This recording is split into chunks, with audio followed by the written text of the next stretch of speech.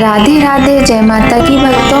आप सभी का स्वागत करती हूँ स्पिरिचुअल ज्ञान साधना में और आप सभी से अनुरोध करती हूँ कि स्पिरिचुअल ज्ञान साधना को सब्सक्राइब कर लीजिए और बेल आइकन को प्रेस कर दीजिए ताकि आपको नई नई वीडियोस का सिद्धि बुद्धि प्रदे देवी भुक्ति मुक्ति प्रदायिनी मंत्र पूते सदा देवी महालक्ष्मी नमोस्तुते। जय महालक्ष्मी माँ।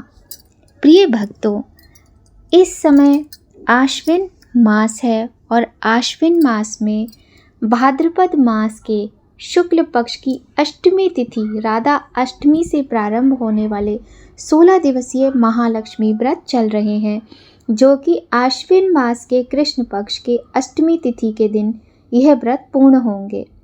बड़े ही सुंदर ये व्रत होते हैं। पूरे 16 दिन तक माता महालक्ष्मी का पूजन बड़ी ही श्रद्धा और प्रेम के साथ किया जाता है। माता के इस व्रत में 16 की संख्या का विशेष महत्व है।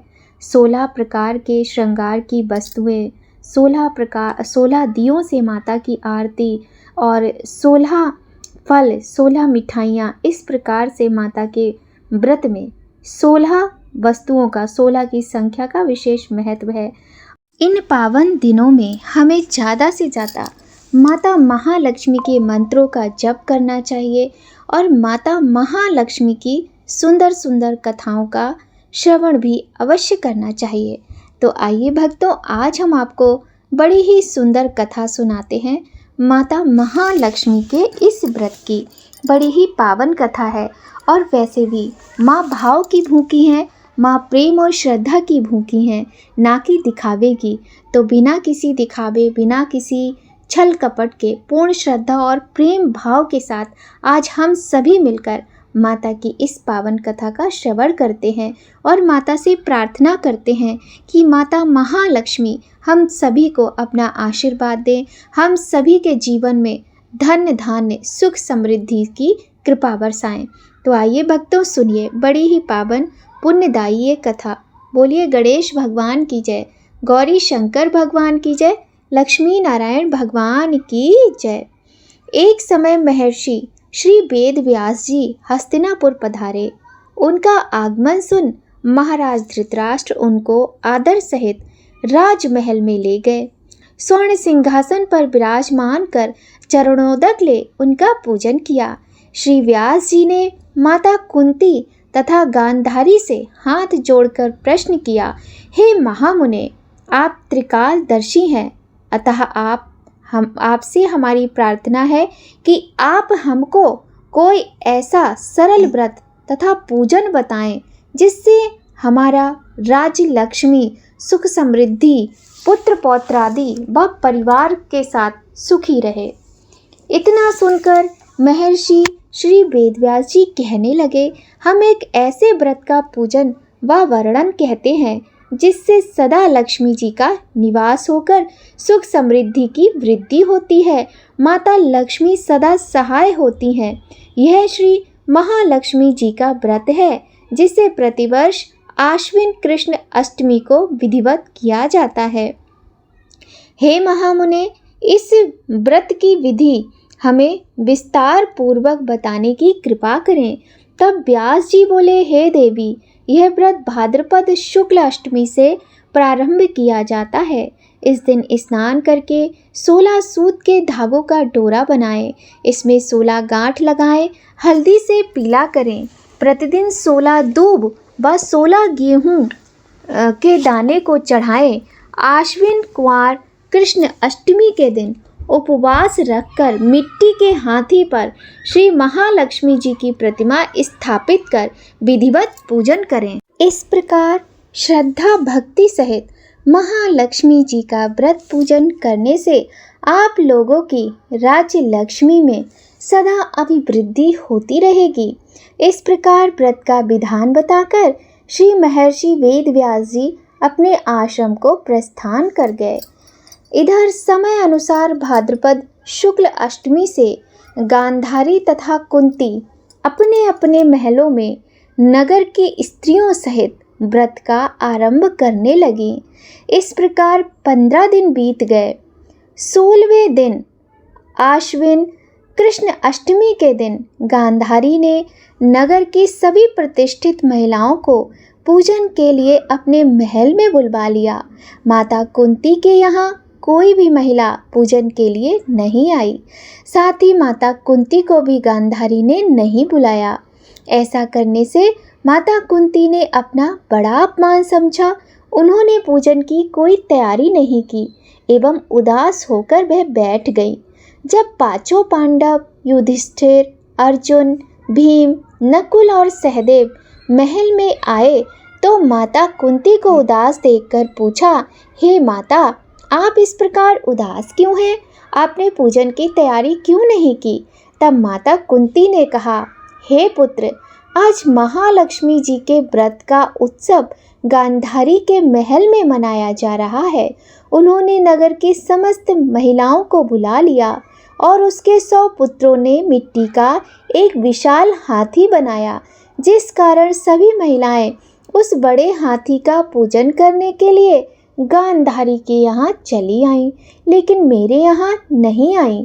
यह सुनकर अर्जुन ने कहा, हे माता, आप पूजन की तैयारी करें और नगर में बुलावा लगवा दें कि हमारे यहाँ स्वर्ग के ऐरावत हाथी की पूजा होगी। इधर माता कुंती ने नगर में ढिंडोरा पिटवा दिया कि पूजा की विशाल तैयारी होने लगी। उधर अर्जुन ने बाण के द्वारा स्वर्ग से ऐरावत हाथी को बुला लिया। इधर सारे नगर में शोर मच गया कि कुंती के महल में स्वर्ग से इंद्र का ऐरावत हाथी पृथ्वी पर उतरकर पूजा जाएगा। समाचार को सुनकर नगर के सभी नर नारी, बालक एवं वृद्धों की भीड़ इकट्ठित हो गई। उधर गांधारी के महल में हलचल मच गई। वहां एकत्र हुई सभी महिलाएं अपनी अपनी थालियां लेकर कुंती के महल की ओर जाने लगीं। देखते ही देखते कुंती का सारा महल ठसाठस भर गया। माता कुंती ने ऐरावत को खड़ा करने हेतु अनेक रंगों के चौक पुरवाकर नवीन रेशमी वस्त्र बिछवा दिए। नगरवासी स्वागत की तैयारी में फूल, माला, अबीर, गुलाल, केसर हाथों में लिए पंक्तिबद्ध खड़े थे। जब स्वर्ग से ऐरावत हाथी पृथ्वी पर उतरने लगा तो उसके आभूषणों की ध्वनि गूंजने लगी। ऐरावत के दर्शन होते ही जय जयकार के नारे लगने लगे। सायंकाल के समय इंद्र का भेजा हुआ हाथी ऐरावत माता कुंती के भवन के चौक में उतर आया। तब सब नर नारियों ने पुष्प, माला, अबीर, गुलाल, केसर आदि सुगंधित पदार्थ चढ़ाकर उसका स्वागत किया। राज्य पुरोहित द्वारा ऐरावत पर महालक्ष्मी जी की मूर्ति स्थापित करके वेद मंत्रोच्चारण द्वारा पूजन किया गया। नगरवासियों ने भी महालक्ष्मी पूजन किया। फिर अनेक प्रकार के पकवान लेकर ऐरावत को खिलाए और यमुना का जल उसे पिलाया गया। राज्य पुरोहित द्वारा स्वस्थ वाचन करके महिलाओं द्वारा महालक्ष्मी का पूजन कराया गया। 16 गांठों वाला डोरा लक्ष्मी जी को चढ़ाकर अपने अपने हाथों में बांध लिया। ब्राह्मणों को भोजन कराया। दक्षिणा के रूप में स्वर्ण, आभूषण, वस्त्र आदि दिया गया। तत्पश्चात महिलाओं ने मिलकर मधुर संगीत लहरियों के साथ भजन कीर्तन कर संपूर्ण रात्रि महालक्ष्मी व्रत का जागरण किया। दूसरे दिन प्रातः राज्य पुरोहित द्वारा वेद मंत्रोच्चारण के साथ जलाशय में महालक्ष्मी जी की मूर्ति का विसर्जन किया गया। फिर ऐरावत को विदा कर इंद्रलोक भेज दिया गया।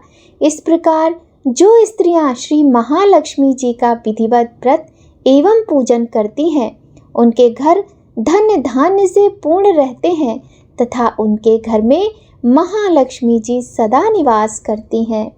और माता लक्ष्मी का आशीर्वाद पाने के लिए उनकी यह स्तुति अवश्य करनी चाहिए। महालक्ष्मी नमस्तुभ्यं, नमस्तुभ्यं सुरेश्वरी, हरिप्रिये नमस्तुभ्यं, नमस्तुभ्यं दयानिधे। बोलिए महालक्ष्मी माता की जय। प्रिय भक्तों, 16 दिवसीय महालक्ष्मी व्रत सभी माताओं बहनों को अवश्य करना चाहिए। किंतु यदि आपके मन में श्रद्धा नहीं है, यदि आज आप परेशान हैं, तो आज आप इस व्रत और पूजा को करने के लिए तैयार हैं, किंतु ऐसे भी लोग होते हैं जिनके पास सभी साधन जब सुलभ हो जाते हैं, जब धन आ जाता है, तो वे इस प्रकार के व्रत और पूजा को भूल जाते हैं। तो हमारे शास्त्रों में लिखा है कि ऐसे लोगों के सम्मुख इस प्रकार के व्रत और पूजा की विधि कभी नहीं कहनी चाहिए।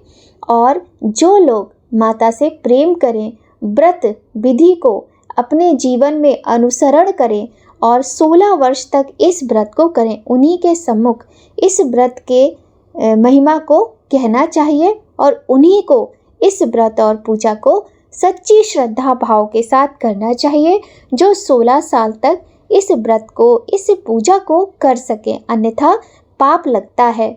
तो आज की यह सुंदर कथा आपको कैसी लगी ज़रूर बताइएगा। यदि आपको कथा अच्छी लगे तो वीडियो को लाइक कीजिए। चैनल पर यदि पहली बार आए हैं तो चैनल को सब्सक्राइब कर लीजिए, बेल आइकन को प्रेस कर दीजिए ताकि आपको आने वाली वीडियोस का नोटिफिकेशन सबसे पहले मिले। आइए भक्तों, ऐसे पावन पर्व पर सुनते हैं माता महालक्ष्मी की एक और सुंदर कथा। एक बार भगवान विष्णु यानी भगवान श्री हरि मृत्युलोक भूलोक में गमन करने के लिए निकल पड़े। माता लक्ष्मी ने भी निवेदन किया कि वह भी उनके साथ आना चाहती हैं। भगवान विष्णु उनके स्वभाव से परिचित थे, इसलिए पहले ही उन्हें आगाह किया कि मैं आपको एक शर्त पर साथ लेकर चल सकता हूँ। माता लक्ष्मी जी मन ही मन बड़ी प्रसन्न हुई कि चलो शर्त ही सही, भगवान के साथ जाने के लिए मुझे अवसर तो मिला, भगवान माने तो। माता फटाक से बोली, मुझे आपकी सारी शर्तें मंजूर हैं। भगवान विष्णु ने कहा, जो मैं कहूँ, जैसा मैं कहूँ, आपको वैसा ही करना होगा। माता बोली, ठीक है, आप जैसा कहेंगे मैं वैसा ही करूँगी। दोनों भूलोक पर आकर विचरण करने लगे। एक जगह रुककर श्री हरि ने माता से कहा कि मैं दक्षिण दिशा की तरफ जा रहा हूँ, आपको यहीं पर मेरी प्रतीक्षा करनी होगी। यह कहकर भगवान विष्णु दक्षिण दिशा की तरफ बढ़ गए। अब माता को जिज्ञासा हुई कि दक्षिण दिशा में ऐसा क्या है जो भगवान मुझे वहाँ नहीं ले जाना चाहते। माता का स्वभाव तो वैसे ही चंचल माना जाता है, उनसे वहाँ पर ज़्यादा देर रुका नहीं गया और वे भगवान विष्णु की तरफ बढ़ने लगी। आगे जाकर माता को सरसों का खेत दिखाई दिया। उसकी सुंदरता ने माता का मन मोह लिया। वे फूलों को तोड़कर अपना श्रृंगार करने लगीं। इसके बाद वे कुछ दूर आगे बढ़ी कि गन्ने के खेत उन्हें दिखाई दिए। अब उन्हें गन्ना चूसने की इच्छा हुई तो गन्ने तोड़कर उन्हें चूसने लगीं। इतने में भगवान विष्णु वापस आ गए।